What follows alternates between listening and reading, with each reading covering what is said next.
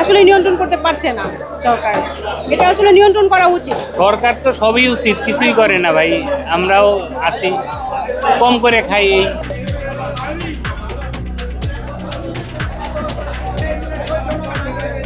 এখন তো দাম অনেক বেড়েছে, মাঝখানে দাম অনেক কমেছিল, আমরা খুব খুশি হয়েছিলাম, কিন্তু এখন তো দাম অনেক ঊর্ধ্বগতি। আমরা তো মিডল ক্লাস, আমাদের জন্য মোটামুটি, কিন্তু যারা নিম্ন তারা তো খেতেই পারবে না।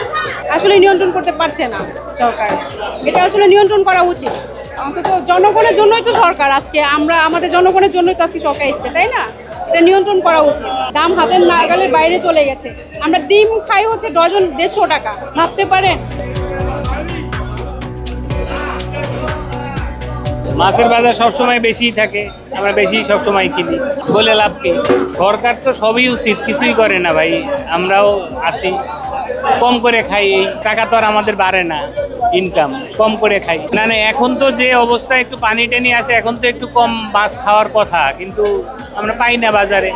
কিনতে আসছি, এই দাম নিচ্ছে, কিনতেছি, একটু কম করে কিনি এই আর কি। আগে একটু দাম কম হলে বেশি মাছ কিনতাম, বেশি রকমের। এখন কম কিনি, কম খাই। মাছের বাজারে যা আমি অনুভব করতেছি, মাছের বাজারে কিন্তু স্বস্তি নাই। বসুন্ধরা ডায়াপেন্ট এখন আরো উন্নত। এই hot air through top sheet দ্রুত শোষণ করে সোনামণিকে দেয় কোমল অনুভূতি। কারণ এখন তো এম্বার্গো আছে, সামুদ্রিক মাছের উপর এম্বার্গো আছে। নদ নদীর মাছের দাম এখন অনেক ঊর্ধ্বগতি, না নাগালের বাইরে। আমাদের মতো মধ্যবিত্ত ফ্যামিলির লোকেরা নাগালের বাইরে। মাছের বাজার অনেক বৃদ্ধি, অবশ্যই দ্রব্যমূল্যের দাম কমাতে হবে, দামটা অনেক কমানো উচিত। মাছের বাজার তো ভালোই দেখলাম, দামও ভালোই দেখলাম, কিনলামও কম দামি, কম বেশি করে।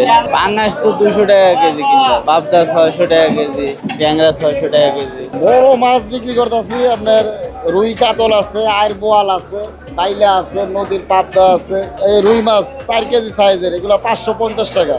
3 কেজি সাইজের আছে, এগুলো 450-500 টাকা। যেগুলা দামের মাছ দাম এই বিকে। আবার একটা জিনিস আছে কি, যারা মনে হলেন যে ভালো খাইয়া আসছে, এখন ওইরকম ক্যাপাসিটি নাই। অনেকের দেখা যাইতেছে চাকরি আছে, স্যালারি নাই, ঠিক আছে, ব্যবসা আছে, ইনকাম নাই।